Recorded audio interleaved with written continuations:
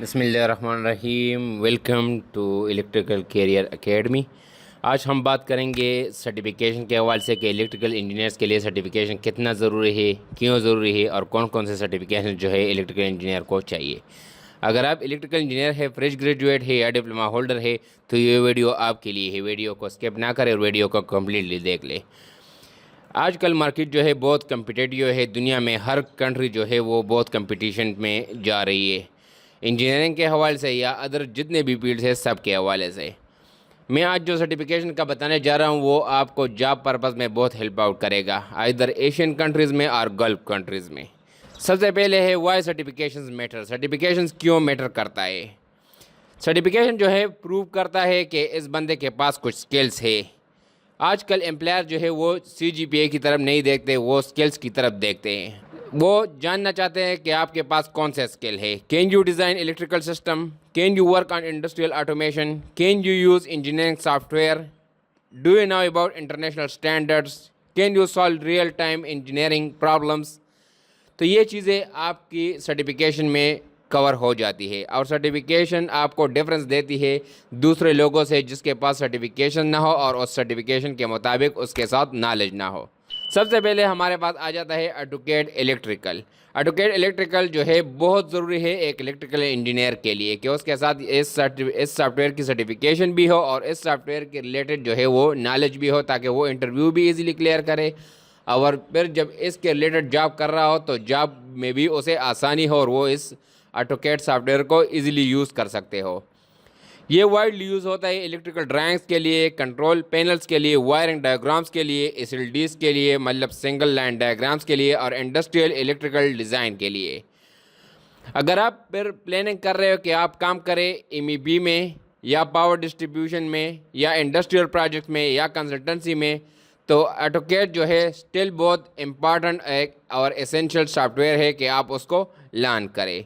तो ये है ऑटोकैड इलेक्ट्रिकल की यूजेज के आप इसको कंस्ट्रक्शन में या इंडस्ट्रीज़ में या जो प्रैक्टिकल एनवायरनमेंट है आप वहाँ पे कैसे यूज़ कर सकते हैं और इसकी इम्पॉर्टेंस कितना है एक कंपनी के लिए या एक कंस्ट्रक्शन या एक इंडस्ट्रियल प्रोजेक्ट के लिए। दूसरी सॉफ्टवेयर है हमारे पास ई टेप सर्टिफिकेशन जो है वो भी बहुत इंपॉर्टेंट सर्टिफिकेट है और इसको हम load flow analysis, short circuit analysis, protection coordination, arc flush study, motor starting analysis इसके लिए यूज़ कर सकते हैं। ई-टेप सॉफ्टवेयर जो है ये हमारे पास यूज़ होता है लार्ज इंडस्ट्रीज़ में। अब हम आते हैं नज़र सर्टिफिकेशन की तरफ, वो है हमारे पास PLC एंड SCADA सर्टिफिकेशन। अगर आपकी ड्रीम है कि आप इंडस्ट्रियल ऑटोमेशन में काम करें तो आपको PLC एंड SCADA जो है वो टॉप प्रायोरिटी पे रखनी पड़ेगी। उसमें आप क्या चीज़ें समझेंगे, उसमें आप सीखेंगे PLC programming, HMI development, SCADA system, industrial networking, sensors, automation, trouble shooting. हमारे पास PLC के जो पॉपुलर ब्रांड्स हैं जिस पे लोग काम करते हैं, डिफरेंट इंडस्ट्रीज़ में इंस्टॉल होते हैं, वो है Siemens, Allen Bradley, Schneider, Mitsubishi और डेल्टा। ऑटोमेशन इंजीनियर्स जो है वो वर्ल्ड वाइड जो है वो हाईली डिमांड में है, क्योंकि इंडस्ट्रीज़ आजकल सारे जो है वो ऑटोमेशन की तरफ जा रही है और ऑटोमेशन पे काम कर रही है। फिर हमारे पास जो नेक्स्ट सर्टिफिकेशन इलेक्ट्रिकल इंजीनियर्स के लिए आती है वो है solar design certification. Renewable energy जो है one of the fastest growing sector है सारी दुनिया में। तो सोलर सर्टिफिकेशन जो है हमें कौन कौन से चाहिए, वो है PV सेस्ट हो गया, PV सोल हो गया, हेलिस्कोप हो गया और भी डिफरेंट सोलर सर्टिफिकेशंस है। और इस सर्टिफिकेशंस में हम क्या क्या सीखते हैं, वो हम उसमें PV सिस्टम डिज़ाइन सीखते हैं, बैटरी साइजिंग सीखते हैं, नेट मीटरिंग सीखते हैं, इन्वर्टर सीखते हैं, सोलर कैलकुलेशन सीखते हैं, PV सेस्ट सॉफ्टवेयर हो गया या हेलिस्कोप हो गया या दूसरे हो गया, इनमें हम ये चीज़ें जो है सीखते हैं। ये कहाँ पे यूज़ होता है? ये वर्ल्ड वाइड यूज़ होता है, एशिया में, गल्फ कंट्रीज़ में, ऑस्ट्रेलिया में, UK में, USA में, यूरोप में, डिफरेंट कंट्रीज़ में जो है ये यूज़ होता है। और ये सर्टिफिकेशन जो है फ्यूचर में बहुत पोटेंशियल है कि ये सर्टिफिकेट और भी यूज़ हो जाए। नेक्स्ट हमारे पास जो सर्टिफिकेशन आती है वो है रिवेट MEP सर्टिफिकेशन। अगर आप चाहते हैं कि आप बिल्डिंग सर्विस प्रोवाइड करें, MEP की सर्विस प्रोवाइड करें, तो आपको रिवेट MEP सीखना पड़ेगा। रिवेट जो है वो बेस्ट है ऑन BIM जो है हमारे पास बिल्डिंग इंफॉर्मेशन मॉडलिंग है।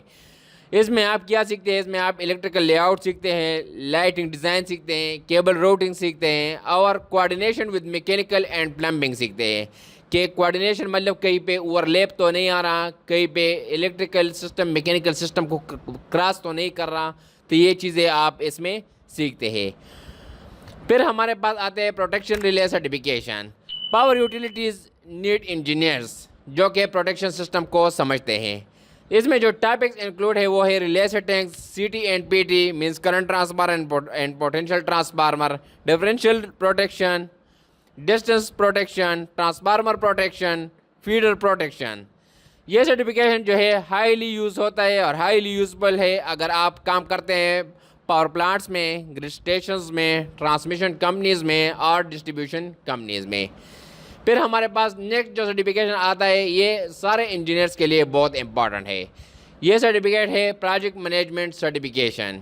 अगर आप टेक्निकल एक्सपीरियंस गेन कर दे तो टेक्निकल एक्सपीरियंस आपको सिर्फ जो है एलोन हेल्पफुल नहीं है, क्योंकि आप आगे जाके मैनेजमेंट साइड पे फिर एक्सपीरियंस जब आपकी गेन हो जाए फिर आप मैनेजमेंट की तरफ जाते हैं। तो ये सर्टिफिकेशन बहुत इंपॉर्टेंट है। इसमें जो पॉपुलर सर्टिफिकेशन है जो कि इंक्लूड है इसमें वो है PMP, CAPM और प्राइमवीरा P6। ये सर्टिफिकेशन आपको हेल्प करती है मैनेज करने में, मींस शेड्यूल मैनेज करने में, बजट मैनेज करने में, रिसोर्सेज मैनेज करने में, कॉन्ट्रैक्टर्स के साथ डीलिंग और मैनेजमेंट में और डॉक्यूमेंटेशन में। सीनियर इंजीनियर्स और प्रोजेक्ट मैनेजर यूजुअली इसमें एक सर्टिफिकेशन करते हैं और इस सर्टिफिकेशन के बेस पे वो एज अ सीनियर इंजीनियर या जो है एज अ प्रोजेक्ट मैनेजर और MEP मैनेजर इस तरह जो है काम करता है। फिर हमारे पास एक सर्टिफिकेट आ जाता है जो कि हर इंजीनियरिंग सेक्टर के लिए बहुत इंपॉर्टेंट है, वो है health and safety certification. Health and safety certification में जो पॉपुलर सर्टिफिकेशन है वो है OSHA, IOSH और NEBOSH। This certificate improve your understanding of electrical safety, lock out, tag out, risk assessment, permit to work, hazard identification. ये जो है mostly Gulf countries में गल्फ जितनी भी कंपनीज है वो प्रेफर करते हैं इस तरह इंजीनियर्स को जिसके पास ये सेफ्टी सर्टिफिकेशंस हो। नेक्स्ट हमारे पास आ जाता है जो कि सब इंजीनियर्स के लिए बहुत इंपॉर्टेंट है, वो है हमारे पास international standards. Every electrical engineer should understand electrical standards, international standards. Civil engineer need to understand civil international standards. इस तरह जो है मैकेनिकल के लिए मैकेनिकल इंटरनेशनल स्टैंडर्ड्स, सब के लिए ये इंटरनेशनल स्टैंडर्ड जो है ये टू मच इम्पॉर्टेंट है। इसमें हमारे पास जो इंटरनेशनल इम्पॉर्टेंट स्टैंडर्ड्स है उसमें आ जाता है IEC standards, IEEE standards, NFPA 70 mean national electric code, BS standards.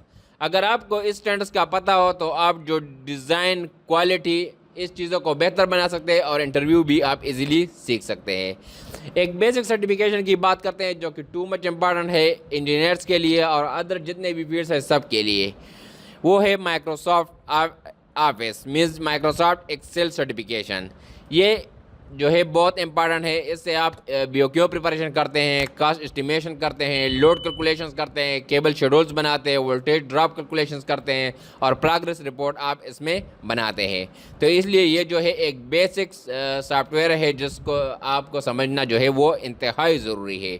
Next एक सर्टिफिकेशन नहीं है, मतलब एक स्किल्स है जिसको आपको समझना चाहिए और सीखना चाहिए, वो है कम्युनिकेशन स्किल्स। टेक्निकल नॉलेज अगर आपके पास एलोन है तो वो आपको गारंटी नहीं देता कि आप सक्सेस हो जाओगे। मतलब टेक्निकल रिपोर्ट राइटिंग आपको आनी चाहिए, ईमेल राइटिंग आपको आनी चाहिए, प्रेजेंटेशन स्किल्स आपको आनी चाहिए, इंटरव्यू स्किल्स आपको आनी चाहिए और लिंक्डइन प्रोफाइल ऑप्टिमाइजेशन जो है वो भी टू मच इम्पॉर्टेंट है कि आपको आनी चाहिए। मीन्स आप कम्युनिकेट किस तरह करते हो, अपने नॉलेज को आगे कम्युनिकेट किस तरह करते हो, आप जो है डीलिंग किस तरह करते हो, तो ये चीज़ें जो है बहुत इंपॉर्टेंट है। अभी मैं बताता हूँ आपको कि आपको बीइंग एन इलेक्ट्रिकल इंजीनियर कौन सा सर्टिफिकेशन जो है वो चूज़ करने चाहिए। अगर आप कंस्ट्रक्शन में काम करना चाहते हैं तो आपको AutoCAD electrical, Revit, MEP, Dialux software और एक्सेल जो है उस पर काम करना चाहिए। अगर आप पावर सिस्टम की तरफ जाना चाहते हैं तो आपको ETAP, protection relay, IEC standard, AutoCAD इस सॉफ्टवेयर पे जो है काम करना चाहिए। अगर आप इंडस्ट्रियल ऑटोमेशन की तरफ जाना चाहते हैं तो आपको PLC, SCADA, HMI, industrial networking पे काम करना चाहिए। अगर आप सोलर एनर्जी की तरफ जाना चाहते हैं तो आपको सोलर डिज़ाइन, PVSYST, हेलिस्कोप, ETAP इस तरह सॉफ्टवेयर पे काम करना चाहिए। अगर आप ऑलरेडी एक्सपीरियंस गेन कर चुके हैं, टेक्निकल नॉलेज आपके पास है और आप अभी मैनेजमेंट लेवल पे जाना चाहते हैं तो आपको project management related PMP, Primavera P6, Excel और कम्युनिकेशन स्किल्स पे काम करना चाहिए। जितने भी सर्टिफिकेशन पे हमने बात की तो ये सर्टिफिकेशन एलोन इम्पॉर्टेंट नहीं है। आप जो सर्टिफिकेशन करते हो तो उस सर्टिफिकेशन के रिलेटेड जितना नॉलेज है वो आपके पास होना चाहिए, क्योंकि इंटरव्यू में आपसे जो इंटरव्यूअर होगा वो आपसे इससे के रिलेटेड जो है क्वेश्चन आंसर करेगा। तो आपको चाहिए कि आप जो भी क्वेश्चन वो सर्टिफिकेट के रिलेटेड पूछे और आप उसको आंसर करें, तो वो समझ जाएगा कि इसने सिर्फ सर्टिफिकेशन नहीं की बल्कि उस सर्टिफिकेशन के रिलेटेड जितनी स्किल्स हैं, नॉलेज है, वो भी इसके साथ है। उम्मीद है आपको ये वीडियो अच्छी लगी होगी। जितने भी मैं समझ रहा था और मेरा एक्सपीरियंस था तो वो मैंने आपके साथ शेयर कर दिया। आप इस सर्टिफिकेशन पे काम करें, ये सर्टिफिकेशन भी ले और सर्टिफिकेशन की जितनी भी नॉलेज है उसको भी गेन करें। अगर आप एडवोकेट इलेक्ट्रिकल करते हैं तो एडवोकेट इलेक्ट्रिकल को डीप से समझे, उसको प्रैक्टिस करें, उसकी सर्टिफिकेशन ले और अपने CV में फिर उसको शोकेस करें, ताकि मतलब अगर कोई आपकी CV पढ़ रहा है तो वो आपको इसके रिलेटेड कोई भी क्वेश्चन करे तो आप उसको डायरेक्टली आंसर करें। उम्मीद है आपको वीडियो समझ आई होगी और अच्छी लगी होगी। अगर आपको कुछ भी मसला है या आप कोई और टॉपिक पे मुझसे वीडियो बनाना चाहते हैं कि मैं आपको अपनी नॉलेज और अपनी एक्सपीरियंस शेयर करूं, तो आप कमेंट सेक्शन में कमेंट करके मुझसे पूछ सकते हैं। Thank you for watching. अल्लाह हाफिज़।